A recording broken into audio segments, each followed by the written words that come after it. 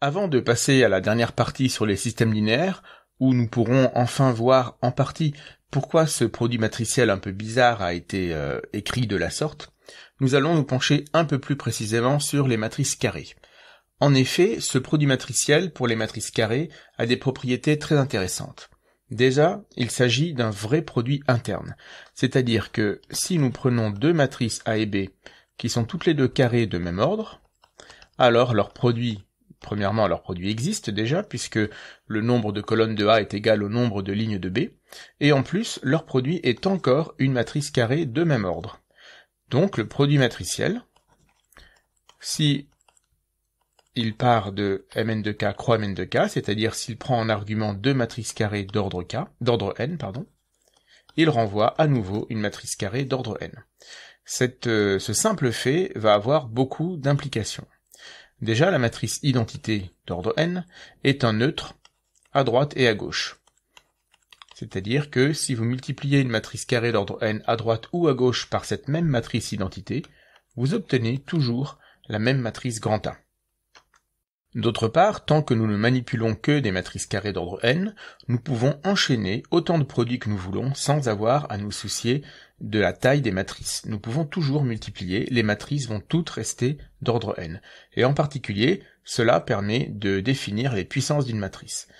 Si M est une matrice carrée d'ordre k, nous pouvons la multiplier par elle-même.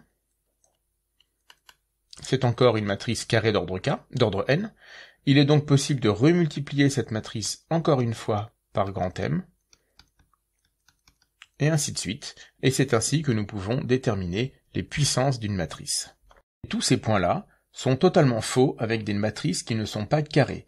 Si vous prenez une matrice qui n'est pas carrée, vous ne pouvez pas la multiplier par elle-même, et vous ne pouvez pas non plus la multiplier à la fois à droite et à gauche par la même matrice identité, comme nous l'avons vu dans la précédente vidéo.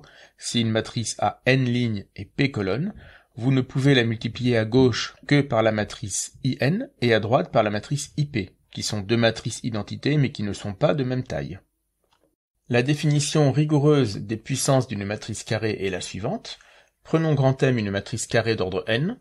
Par convention, nous posons m puissance 0 égale à l'identité. C'est une convention assez générale.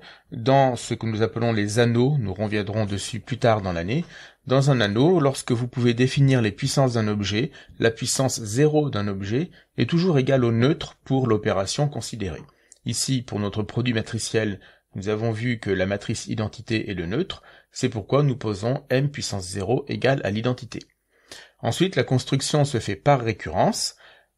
À partir du moment où nous connaissons une puissance initiale qui ici va être m puissance 0, nous pouvons par récurrence définir les autres en posant pour tout entier p, m puissance p plus 1 égale m fois m puissance p.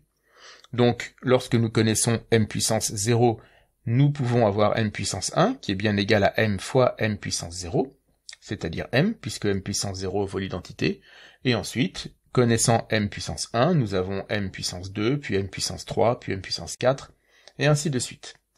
Alors, dans cette définition, m puissance p plus 1 est posé comme étant égal à m fois m puissance p. Mais une récurrence très simple permet de montrer que m puissance p plus 1 est aussi égal à m puissance p fois m. Et je ne détaillerai pas cette récurrence, car nous allons en faire une assez semblable et un peu plus difficile dans peu de temps. Alors il est toujours tentant, et pas entièrement faux, de dire que si p est un entier strictement positif, m puissance p est égal à m fois m, etc. fois m, p fois. Alors c'est même tout à fait vrai en fait. Nous pouvons, de manière plus jolie, l'écrire avec un symbole produit, comme le produit pour k allant de 1 à p des grands M, en adaptant les notations que nous avons déjà vues pour les produits de complexes. Mais toutefois, cette écriture présente un petit piège, car cette écriture n'a pas de sens si p égale 0. Disons qu'avec les petits points, nous retombons sur les problèmes que nous avons déjà rencontrés dans la première partie de ce chapitre. Écrire m fois m fois m fois m 0 fois n'a pas de sens. Alors, il est vrai par contre qu'avec le symbole produit, ici, il n'y a plus de problème puisque nous avons un produit vide puisque k ne peut pas aller de 1 à 0, et par convention, un produit vide est égal au neutre, et nous retombons bien sur nos jambes. Maintenant, nous allons définir un peu plus loin, lorsqu'une matrice est inversible, les puissances négatives d'une matrice, et là, ni l'écriture avec des petits points, ni l'écriture avec un symbole produit, en tout cas directement comme nous l'avons vu ici, ne sera vraiment correcte. Pour pouvoir aborder la suite, nous allons d'abord démontrer un petit lemme. Nous allons montrer que lorsque deux matrices carrées commutent, c'est-à-dire lorsque a fois b égale b fois a, alors toute leur puissance commute aussi. C'est-à-dire que si nous prenons une puissance de a puissance i, et une puissance de b puissance j, alors ai fois bj est égal à bj fois ai. Démontrons ce lemme par récurrence. Nous allons démontrer ce résultat en deux temps. Tout d'abord, nous allons montrer que grand A, donc puissance 1, commute avec toutes les puissances de b. Cela, nous allons le faire par récurrence. Pour cela, je pose comme hypothèse de récurrence pour chaque i dans n, l'hypothèse p numéro j, a fois bj égale b puissance j fois a. Alors l'hypothèse au rang 0 est facilement vraie, puisque b puissance 0 est égal à l'identité, et nous savons que l'identité commute avec tout le monde, en particulier avec grand A. Nous avons donc bien initialisé notre récurrence. De plus, P1 est vrai par hypothèse, puisque nous avons supposé que AB était égal à BA. Il nous reste donc à passer à l'hérédité. Pour cela, considérons un entier J pour lequel nous supposons que l'hypothèse au rang J est vraie, et montrons là notre hypothèse au rang J plus 1. Pour cela, il faut montrer que A fois B puissance J plus 1 est égal à B puissance J plus 1 fois A. Donc nous allons écrire B puissance J plus 1 comme étant égal à B fois B puissance J. En utilisant l'hypothèse au rang 1, donc c'est pour cela que je l'ai détaillé, parce qu'a priori, l'initialisation ne se fait que sur un rang. Donc P0 aurait pu suffire, mais je savais que j'allais avoir besoin de P1 après. Donc grâce à P1, nous pouvons déjà échanger ici B et A. Et puis maintenant, grâce à notre hypothèse de récurrence au rang J, nous pouvons également échanger B puissance J et A. Nous avons donc bien fait passer toutes les matrices B à gauche de A, et nous obtenons bien ce que nous voulons. Donc P puissance J plus 1 est vrai, et par principe de récurrence, nous pouvons conclure. Alors nous allons pouvoir maintenant démontrer le lemme 4, 3, 6 avec une petite astuce sans faire de calcul ou de récurrence supplémentaire. Si nous prenons un i, un entier i dans n, nous savons déjà que bj commute avec grand A. Donc nous allons appliquer le résultat que nous venons de démontrer, alors appelons-le étoile. Nous avons démontré que pour tout j, nous avons pj, appelons ce résultat étoile. Nous appliquons ce résultat étoile à b puissance j et a. B puissance j commute avec toutes les puissances de a. Donc si vous voulez, pour tout i dans n, b puissance j fois a puissance i égale a puissance i fois b puissance j, et nous avons terminé la démonstration du lemme 4, 3, 6. En conséquence de quoi, nous avons ce résultat. M évidemment commute avec elle-même, puisque m fois m est égal à m fois m. Donc les puissances de m commutent entre elles. Pour tout i et j dans n, nous avons toujours m puissance i fois m puissance j égale à m puissance j fois m puissance i. Et maintenant, nous allons pouvoir démontrer la formule du binôme de Newton pour des matrices carrées. Donc l'énoncé est à 90% le même que pour des complexes, en tout cas la formule est exactement la même. Nous prenons deux matrices carrées et un entier petit n, alors grand A plus B puissance n est égal à la somme des k parmi n fois A puissance k fois B puissance n moins k. Ce qui change, c'est qu'il y a une hypothèse supplémentaire qui est ici encadrée en rouge et qu'il ne faut jamais oublier de vérifier avant de se lancer dans la formule du binôme pour des matrices. La formule n'est valable que si A et B commutent, c'est-à-dire si A fois B égale B fois A. Sinon, la formule est fausse. Alors, dans l'énoncé de la formule du binôme pour des complexes, nous n'avions pas cette hypothèse, puisqu'elle était vérifiée de toute façon. Le produit pour des complexes est commutatif. Quand vous prenez deux complexes A et B, A fois B est toujours égal à B fois A. Il était donc inutile de faire mentionner cette hypothèse dans l'énoncé de la formule. Mais sans ce résultat de commutativité, la formule est fausse. Nous pouvons tout de même dire que lorsque nous avons deux matrices carrées A et B, toutes les puissances de A et toutes les puissances de B sont encore des matrices carrées d'ordre n. Nous pouvons donc les multiplier entre elles. Donc ici, ce terme existe bien. Nous pouvons également multiplier toute matrice carrée d'ordre n par une constante, et nous avons toujours une matrice carrée d'ordre n. Et nous pouvons faire des sommes de matrices carrées d'ordre n entre elles, et récupérer encore des matrices carrées d'ordre n. Donc toutes ces opérations de puissance, de produit, de somme et de produit par des scalaires nous font rester dans le monde des matrices carrées d'ordre n, donc il n'y a aucun problème pour les effectuer.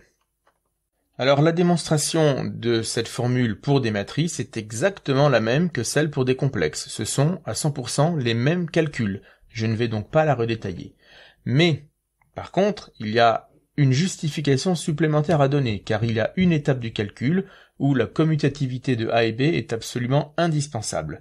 Donc je vous laisse comme exercice le soin de relire la formule, la démonstration de cette formule pour des complexes, en imaginant que maintenant ce sont des matrices, et je vous laisse repérer à quel endroit vous allez devoir utiliser l'hypothèse AB égale BA. Et comme indication, en fait, AB égale BA va nous permettre d'utiliser le lemme 436, et c'est plutôt l'énoncé du lemme 436 qui va être utile pour cette démonstration du binôme de Newton. Donc j'ai bien souligné le caractère indispensable de l'hypothèse A fois B égale B fois A. Prenons un exemple où AB n'est pas égal à BA, et regardons que dans ce cas, la formule du binôme est fausse. Alors des exemples où A et B ne commutent pas, nous en avons déjà vu. Si nous prenons par exemple donc cette matrice A et cette matrice B, alors elles ne commutent pas. Maintenant, si nous essayons de calculer A plus B au carré, il faut bien voir ici que c'est un produit, c'est le produit de A plus B fois A plus B. Par distributivité, nous savons que nous pouvons développer ce produit. Donc, il est égal à A fois A plus B fois A plus B. Je continue de développer chacun des deux termes que j'ai là, et j'obtiens A au carré plus AB plus BA plus B carré. Oui, mais AB n'est pas égal à BA. Ces deux matrices sont différentes. Donc, cette dernière matrice n'est pas égale à A carré plus AB plus B carré. Donc, elle n'est pas égale à A carré plus 2AB plus B2.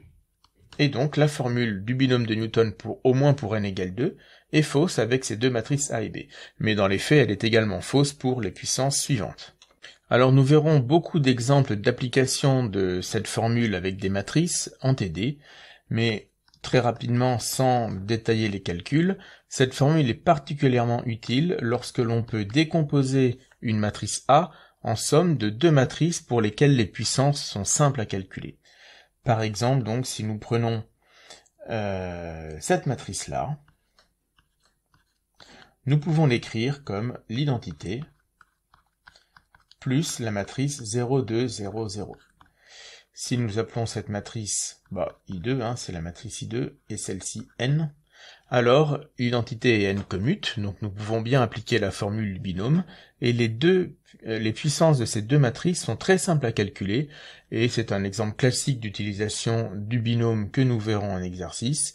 Cela nous permet de calculer facilement toutes les puissances de grand A. Lorsque nous avons une matrice carrée grand A, il arrive qu'il existe une seconde matrice grand B telle que A fois B est égal à B fois A égale l'identité. Dans ce cas, on dit que la matrice A est inversible, et grand B, on peut montrer que cette matrice est unique, et elle est donc appelée l'inverse de grand A. Elle est notée A puissance moins 1. Alors, quand nous étudierons le chapitre sur les matrices, nous montrerons que si A fois B égale l'identité, automatiquement B fois A est égal à l'identité. Il n'est donc pas nécessaire de calculer à la fois A fois B et B fois A pour montrer qu'une matrice est inversible. Nous ne le démontrerons pas dans ce chapitre, mais pour simplifier un petit peu les choses, il nous arrivera de l'utiliser. Les matrices inversibles jouent un rôle particulièrement important en algèbre, c'est pourquoi nous avons donné un nom à l'ensemble des matrices inversibles d'ordre n et à coefficient en k. Ce nom, cette notation, c'est GLN de K. Donc c'est une notation universelle que vous pouvez utiliser, et les lettres G et L sont en fait l'abréviation de l'expression groupe linéaire.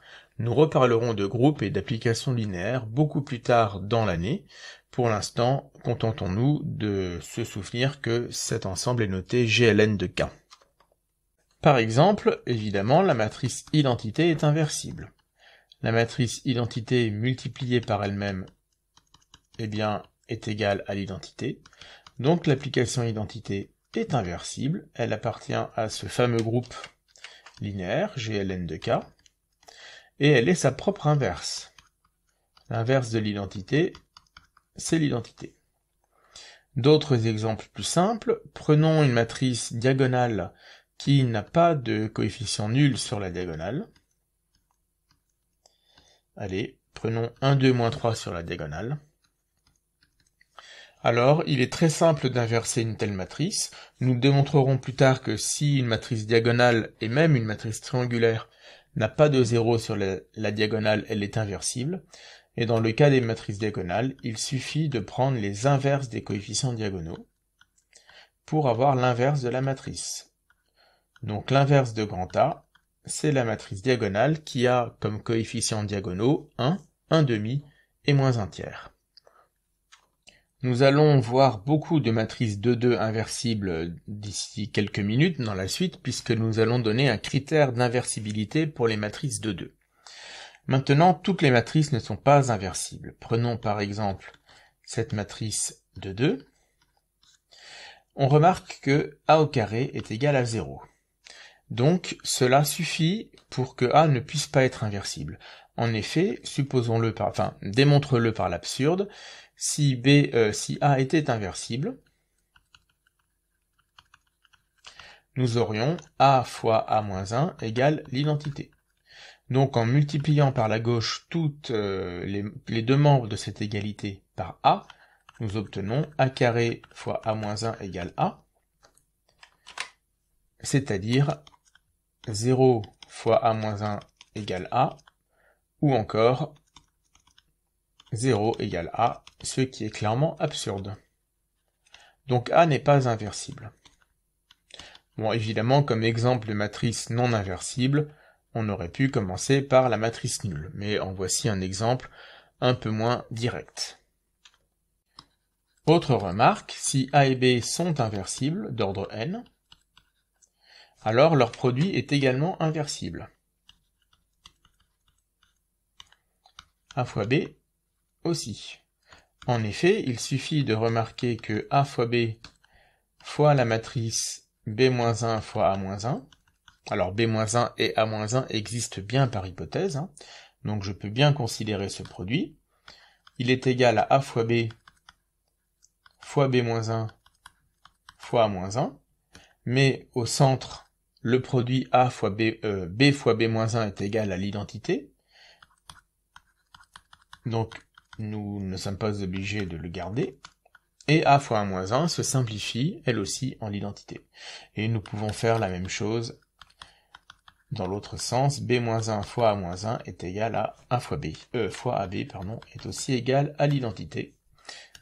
Donc non seulement cela prouve que A fois B est inversible, mais cela nous donne aussi l'expression de l'inverse de A fois B. Donc attention, il y a un échange dans l'ordre de A et de B quand nous passons à l'inverse. L'inverse de A fois B, ça n'est pas l'inverse de A fois l'inverse de B. C'est l'inverse de B fois l'inverse de A. Alors dans la notation A puissance moins 1, nous avons un exposant négatif. Ça n'est qu'une notation. Cela dit, cette notation n'a pas été choisie au hasard, nous le reverrons au fur et à mesure des chapitres dans l'année, mais cela nous permet également de définir des puissances négatives avec un exposant autre que moins 1, par exemple moins 2, moins 3, etc. Mais attention, seulement lorsque la matrice est inversible. Donc la définition est la suivante, si grand A est une matrice inversible et que P est un entier naturel, nous allons poser tout simplement A puissance moins P, égale A puissance moins 1, le tout puissance P. Grâce à cette définition, nous pouvons montrer, même si nous n'allons pas le faire dans ce chapitre, que pour tout I et J dans Z, A puissance I fois A puissance J est égal à A puissance I plus J, qui est une propriété habituelle des puissances, et qui se généralise même à des puissances négatives, à nouveau dans le cas où la matrice A est inversible. Autre résultat concernant ces puissances, alors toujours dans le cas où A est inversible, A puissance moins P est inversible aussi. J'ai du mal avec mes G aujourd'hui. A puissance moins P est inversible, et l'inverse de A puissance moins P, c'est A puissance P. Alors ceci, pour le montrer rigoureusement, nous le faisons par récurrence. Je ne rédige pas cette récurrence, mais par exemple pour P égale 3, si nous calculons A puissance moins 3 fois A puissance 3, nous pouvons le détailler comme ceci.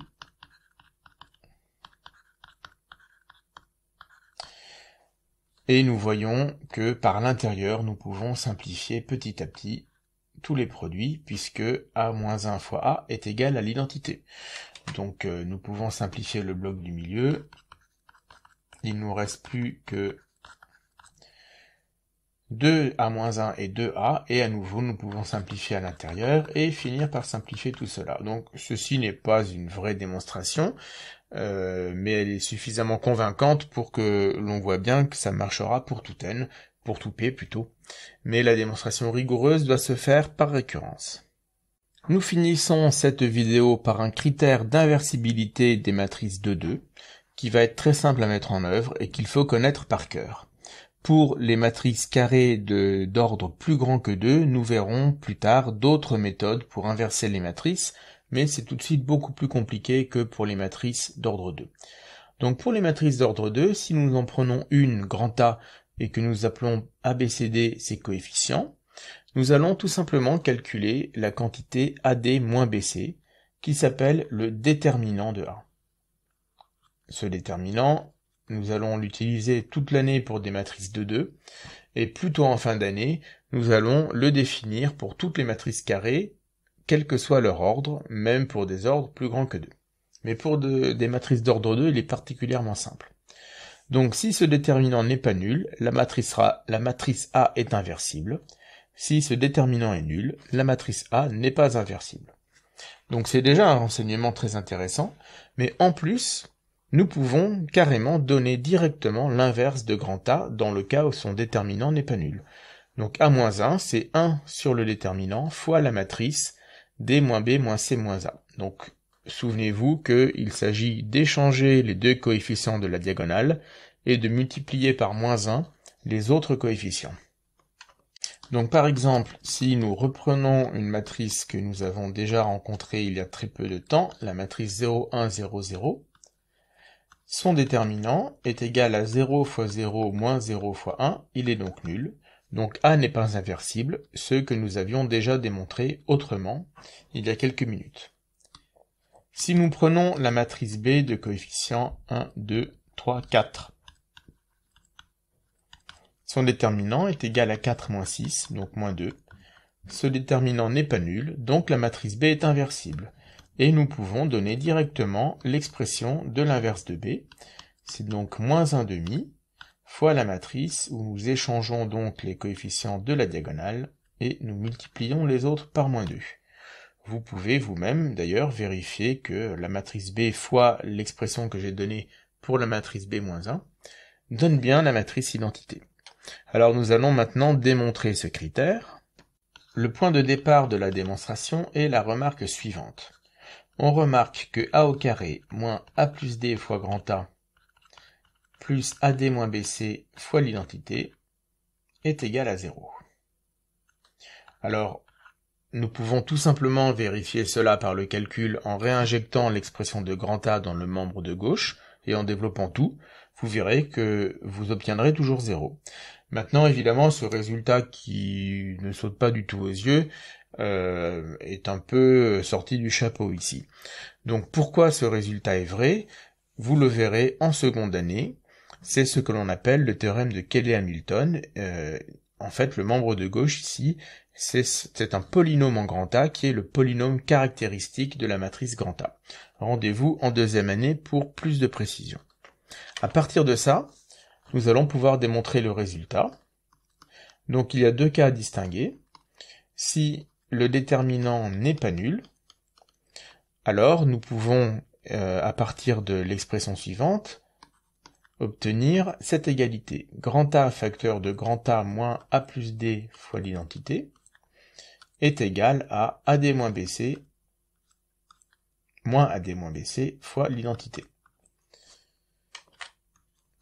Donc, grand A multiplié par la matrice moins 1 sur AD moins BC fois la matrice grand A moins A plus D identité